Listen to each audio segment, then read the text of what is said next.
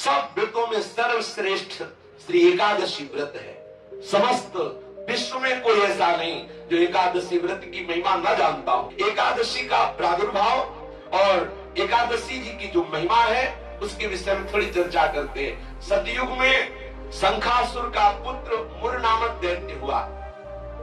शंखासुर को भगवान विष्णु ने मार डाला। इससे मुर को बड़ा दुख हुआ। इसका बदला लेने के लिए वो वन में जाकर मुर दैत्य घोर तपस्या करने लगा। उसके तपस्या से संतुष्ट होकर सर्व सामर्थ्यशाली भगवान ब्रह्मा जी उसके समीप आए और उससे कहा कि तुम वरदान मांग लो।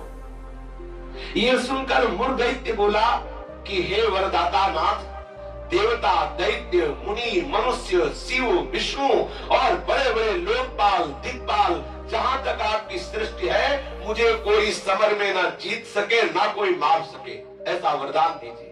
इतना उसने तप किया मुर दैत्य ने कि भगवान ब्रह्मा को विवश होकर के ऐसा ही हो तथास्तु, ऐसा ही वो कहना पड़ा।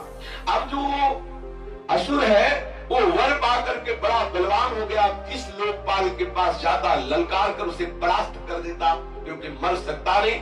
ब्रह्मा जी ने ऐसा वर दिया है। महान अत्याचार मुर दैत्य के द्वारा फैल गया। दुखी होकर के समस्त देवता भगवान शंकर जी के पास गए।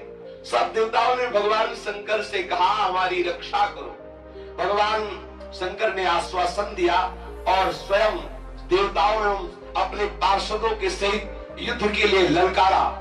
मुर दैत्य ने बहुत भयंकर युद्ध किया, लेकिन युद्ध में विजय मुर दैत्य की हुई, क्योंकि आशीर्वाद है भगवान ब्रह्मा जी का। अब देवताओं ने देखा दैत्यों की तो प्रबल सेना बढ़ती चली आ रही है। अब भगवान श्री हरि का स्मरण किया, भगवान विष्णु का कि हे नाथ, आप ही रक्षा कर सकते हो। भगवान श्री विष्णु जी ने सुदर्शन चक्र का स्मरण किया और मुर दैत्य पर प्रहार किया। पर ब्रह्मा जी के वरदान प्राप्त होने के कारण भगवान के प्रिय पार्षद सुदर्शन ने उसको ऐसे घूमकर परिक्रमा करते हुए आकर भगवान के हाथ पर विराजमान हो गए, क्योंकि ब्रह्मा जी भगवान श्री हरि के ही अंश से प्रकट हुए। वरदान की मर्यादा रखने के लिए सुदर्शन चक्र जी समीप से जाकर वापस आ गए, लेकिन मुर दैत्य को मारा नहीं। अब तो हाहाकार मच गया कि अब ये प्रलयंकारी दैत्य जब भगवान शिव के वश में नहीं हुआ, बड़े बड़े लोकपालों को अपने अधीन कर लिया और भगवान विष्णु का सुदर्शन चक्र भी वापस हो गया, अब क्या होगा।